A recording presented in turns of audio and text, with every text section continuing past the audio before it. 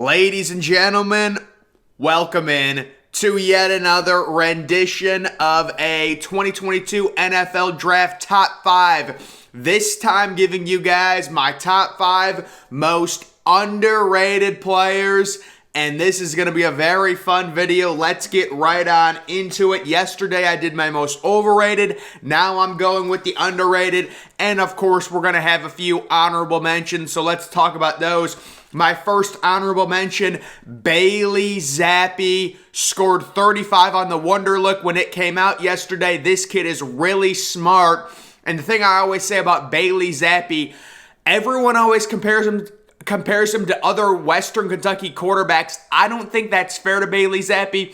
Bailey Zappe is a future franchise quarterback, and he's a guy with a really strong arm. He set the record for most touchdown passes in a single season.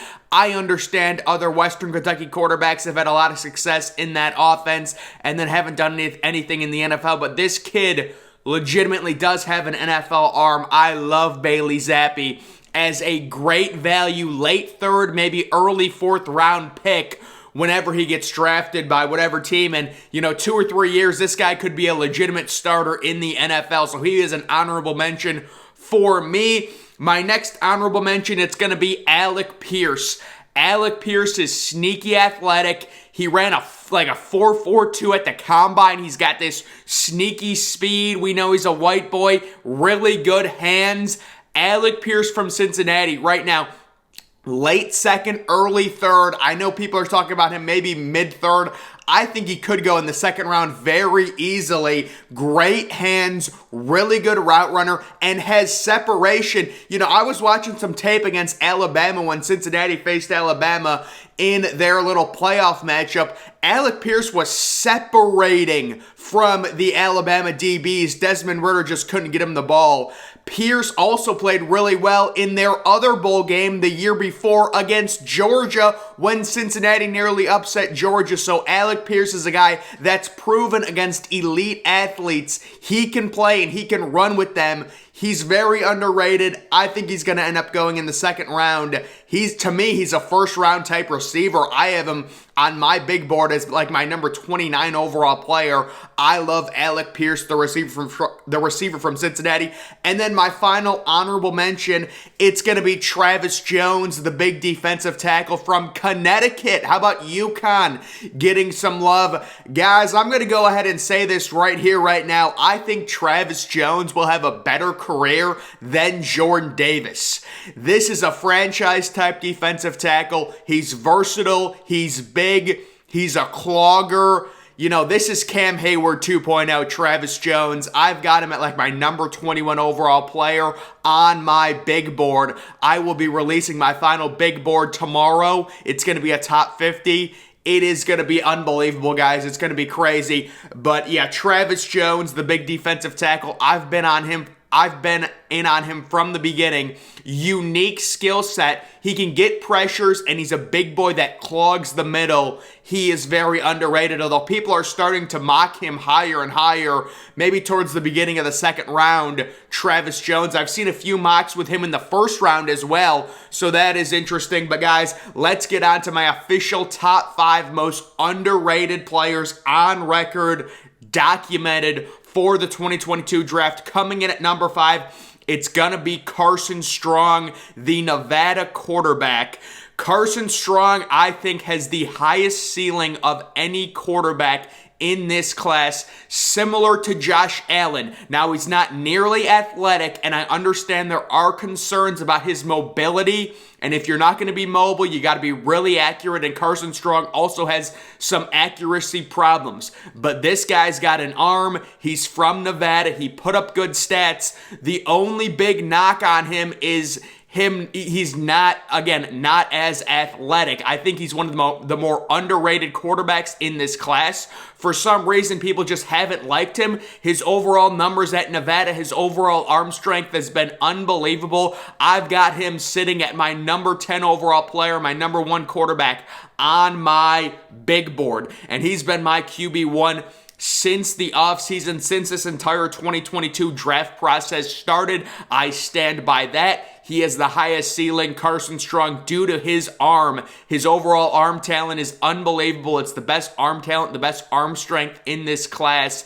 And I think people are kind of overreacting to him not being as mobile. I still think he can be mobile and get around the pocket good enough to be a franchise quarterback in the NFL. He is probably going to go late second round, maybe early third round, which is just crazy value for whatever team gets him. This is not a guy you're going to want to start right away. You know, you're going to want to let him get acclimated, let him get seasoned a little bit. Don't kill his confidence by starting him week one. But he's a guy that in the future, kind of like Bailey Zappe, these are two quarterbacks that could be franchise quarterbacks that you could find second, third, maybe even fourth round with Bailey Zappe, for example. These are two very underrated quarterbacks. So Carson Strong is number 5 on my most underrated players list. Coming in at number 4, it's going to be Cam Taylor-Britt. I absolutely love Cam Taylor-Britt. If there's one word I would use to describe Cam Taylor-Britt, it's dog. This dude just plays hard. He's a really good defensive back. He's faster than you would think. He ran a great 40 time.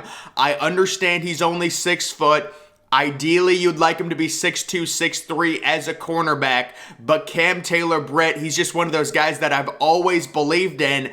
And people are actually starting to move him up their draft boards, which is why he only comes in at number 4 for me. You know, if I did this video a month ago, he would probably be number 2. But people are actually moving Cam Taylor-Britt up their draft boards to like early second round. So how underrated can you really be if you're going to get moved up that much? Cam Taylor-Britt deservedly getting the respect he deserves. I believe I have him sitting right now at number 29 on my big board. I have full confidence Cam Taylor-Britt's going to be a great player in the NFL. You just take a look at his personality, his overall moxie. It's everything I want in an elite cornerback. He's got unbelievable ball skills. This is the type of guy who's going to get 6 or 7 interceptions, complete, you know, maybe not a shutdown corner, but a really good corner that's really going to get under receiver's skin. Very physical. I love that about cornerbacks. Very physical. He can stick to receivers, great athlete, and he does have really good ball skills. When the ball is in his hand, he makes things happen. He is a playmaker. Cam Taylor-Britt, the cornerback from Nebraska. If your team gets him in the second round, what a steal that is. Wow, Cam Taylor-Britt is a first round caliber player. He comes in at number 4. Moving on to number 3, it is going to be Trey McBride, the tight end from Colorado State. This is an all-around great tight end. And there's been some questions. Will McBride go late first, maybe second round? Looking at all the recent mock drafts, at least that I've seen, he's being mocked in the second round. So if you get Trey McBride, who's by far the best all-around tight end, just by far the best tight end in general in this class, if your team is able to draft him in the second round, it's an unbelievable asset. I think people underrate Trey McBride's hands and his playmaking ability, similar to the way they underrated George Kittle. They're like, oh, they're such great blockers. No, Trey McBride is going to have a few 1,000-yard seasons. This kid is a better draft prospect than TJ Hawkinson was, and TJ Hawkinson went, high in the first round when he was drafted. So Trey McBride really being slept on. I don't know if it's because he went to Colorado State. I don't know. Maybe he's a little bit. People think he's a little bit slower, but I compare him to George Kittle. You don't think they're athletic. You don't think they're going to have do unbelievable things in the NFL. But Trey McBride will put up multiple 1,000-yard years in the NFL. He comes in at number 3. He's a tight end. We'll see if he goes first round. I think he should. But according to some mock drafts I've seen, he's a second-round pick on my big board. I believe he's number 21 overall. Moving on to number 2, it's going to be Cole Strange, the offensive guard from Chattanooga. And guys, if you're not on the Cole Strange train yet, you got to get on right now because it's taken off. Cole Strange, Quentin Nelson 2.0. This is an elite franchise-level offensive guard who's currently being mocked mid-third round. That's just disrespectful. I've seen some mocks with Cole Strange late in the third round. I've been in on Cole Strange ever since the combine. The measurables are crazy. He's huge. He's an elite athlete. Cole Strange is going to be a franchise guard. And if your team can draft him in the third round, oh my goodness. Cole Strange, I believe, is number 19 overall player on my big board. Unbelievable. Absolutely unbelievable. Physical, huge, pure guard. He's a guard. He's not a tackle. He's not versatile. That's what I love about him. He is a guard. He's going to be one of the best guards in the NFL in 2 years. Mark it down. Cole Strange, no questions asked. He is number 2, and he is elite. But when it comes to number 1, guys, my number 1 most underrated player for the 2022 NFL Draft, how can it be anybody else?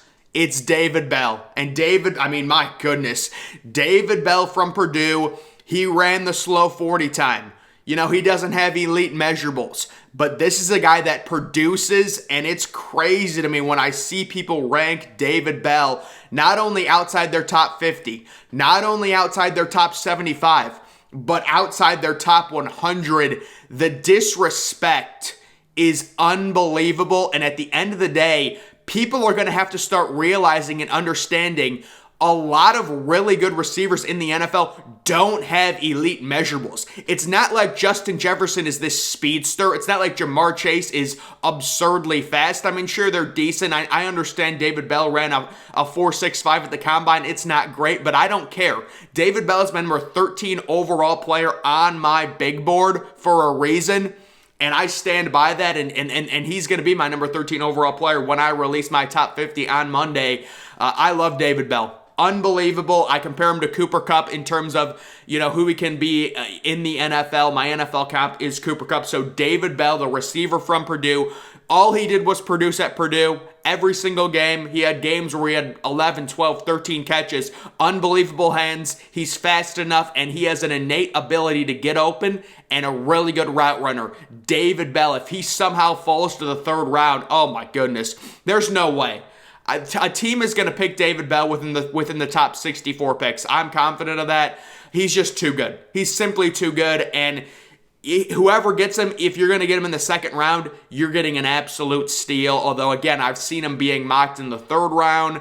I haven't seen any mocks with him in the fourth round, but I've seen, people have him outside of their top 100 on the big board. I guess it's due to his 40 time. It's ridiculous, guys. David Bell is an absolute superstar in the NFL.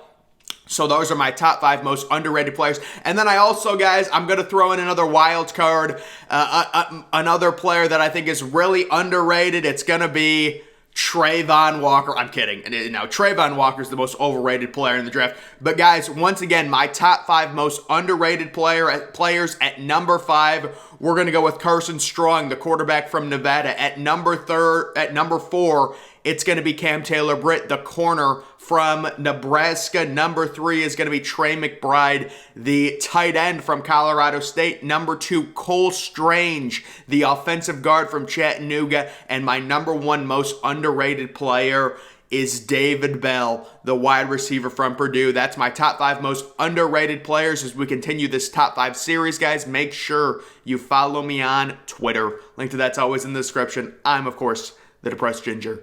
Thank you for watching.